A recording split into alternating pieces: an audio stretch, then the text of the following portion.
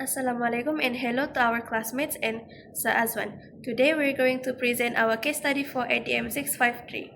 Hamida was a housewife and has never worked in her entire life. She has been married to Hussein, who worked as a taxi driver for the past 30 years. They have two school-going children of their own who are 15 and 17. She also has an adopted son who is now 21 years old and studying at the university. On one fateful evening, her husband had an accident while driving his taxi. Hussein passed away on the spot. Unfortunately, her husband did not leave anything for her and her children to fall back to. Hamida had no other way but to find a job to support her family. Hamida was 55 years old at that time.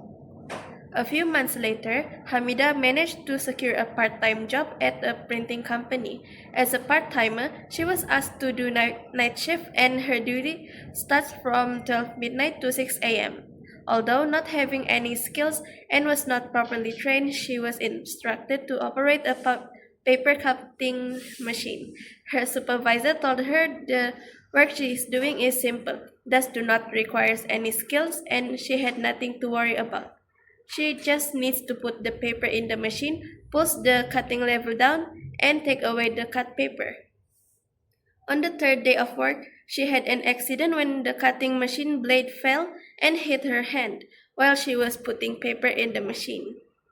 Hamida had followed all the instructions, but the machine was faulty.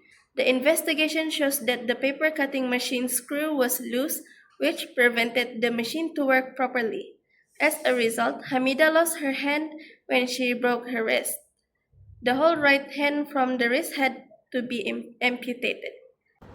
Today, we will discuss the registration procedures for employees over 55 years old under the Social Security Act 1969 and the Employees Provident Fund Act 1991. Although both laws require registration of employees regardless of age, there are key differences. Under SOCSO, employees above 55 are still eligible for the Employment Injury Scheme and Invalidity Pension Scheme as long as they have not attained 60 years old. In contrast, under the EPF Act, employees above 55 continue to be registered. The employee's contribution rate is 11%, but employer contributions can change accordingly. So these differences highlight that SOCSO focuses on insurance protection, while EPF emphasizes retirement savings. Under the Social Security Act 1969, every employer is required to register all employees, including those above 55. The procedure involves submitting Form 2 to SOCSO. The form includes the employee's identification details, employment information, and other relevant data. For employees over 55, the law ensures that they are covered by the Employment Injury Scheme and also eligible for the Invalidity Pension Scheme until they reach 60 years old. The employer is responsible for paying the contribution, which ensures that the employee is protected against workplace accidents, injuries, or invalidity. So registration ensures that employees like Hamida are entitled to financial support if an accident occurs at work regardless of their age. Under the Employees Provident Fund Act 1991, all employees must be registered with APF, including those aged 55 and above. If the employee does not have an existing APF account, they can register through multiple ways such as KWSP iAccount app, automatic registration, or through iAccount, which is employer, where the employer will be registering them as an EPF member. For employees aged 55, the statutory employee contribution is 11%, while the employer continues to contribute according to the current third schedule of the Act. Contributions from employees over 55 are deposited into a special account called the Account Amas, which can only be withdrawn once the employer reaches 60 years old. So this registration ensures that older employees like Hamida continue to accumulate in retirement savings while working, and the law protects their right to access these funds at the appropriate age. So in conclusion, employees over 55 are fully eligible for SOCSO and EPF registration. SOCSO provides protection against workplace injuries and invalidity, while EPF secures retirement savings. So both laws ensure that all the employees like Hamida can work safely and have financial support in case of accidents or retirement. Based on question 2, is Amida entitled to the Employee Social Security 1969 protection? The answer is yes. Amida is entitled to protection under the Employee Social Security Act 1969, specifically under the Employment Injury Scheme (EIS) because her accident first occurred in the course of her work as a part-time employee. So, according to the Act, any employee who suffer out and in the course of employment is eligible for benefits. So, in this case, Hamida suffered a serious injury resulting in the amputation of her right hand, which is classified as a permanent disablement under the second schedule of the Act. So, a permanent disablement is defined as a lasting disability caused by an employment injury that reduces the employee's ability to perform their duties. The loss of hand is rated 100% permanent disability, entitling Hamida to a permanent disablement benefit calculated at the 19% of her average daily wage. So this benefit can be claimed after the last day of the temporary disablement, and Amida must obtain a certificate of permanent disablement within 12 months from that. And the most important part is this benefit can be received regardless of whether Hamida returns to work while receiving compensation for the loss of earning capacity caused by accident. So in conclusion, Hamida is fully entitled to compensation and benefits under the Employee Social Security Act 1969, which will provide financial support in her recovery and future employability despite her permanent injury. For question 3, the first step to claim the benefit is by informing her employer about her injury that happened during her working shift. She should also tell her employer how she got injured. Secondly, submitting the report of the accident. After the employer gets informed about Hamida's injury, he or she must file a report of the accident and submit it to the SOCSO office within 48 hours. However, if the employer hesitates or does not want to submit the report, Hamida may submit the report herself.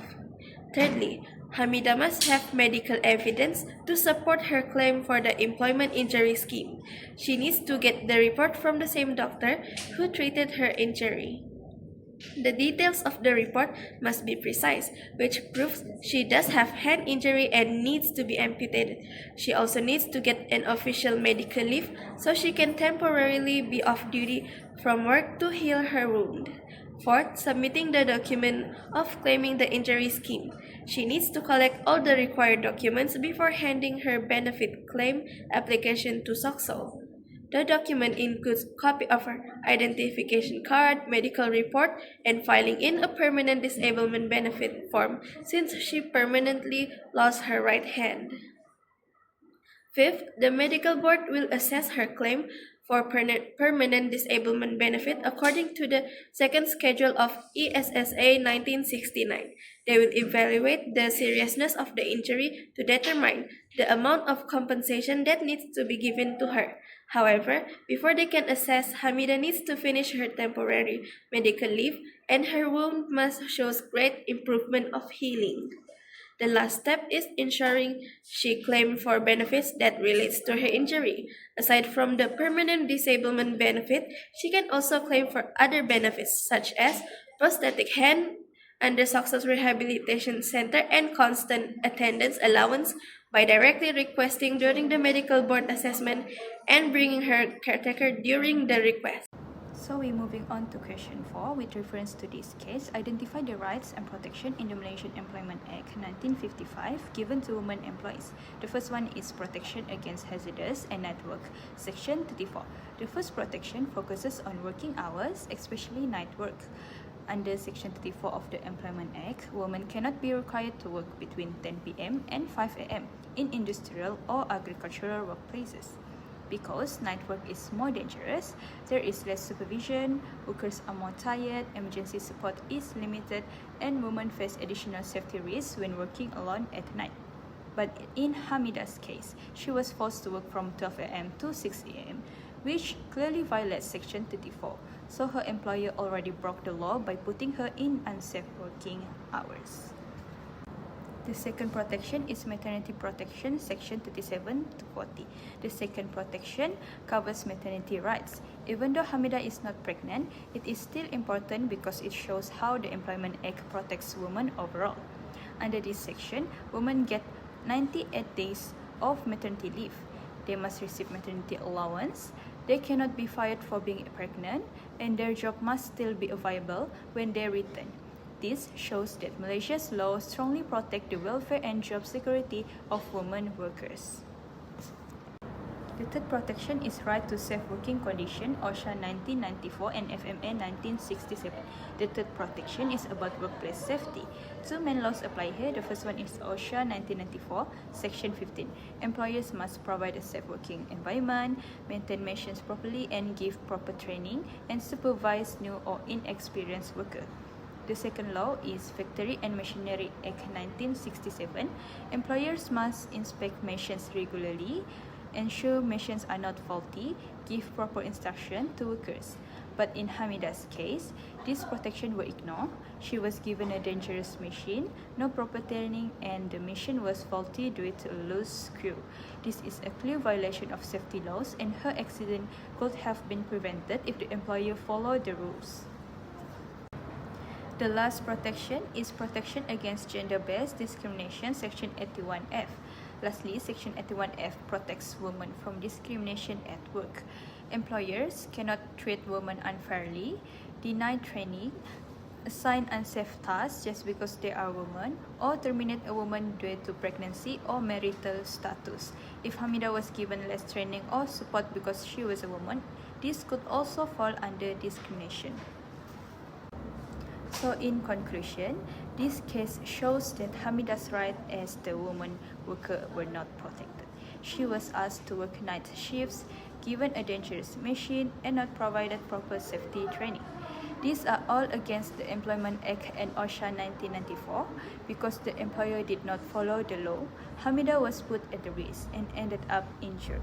This case reminds us that every woman worker should be protected, treated fairly, and given a safe place to work.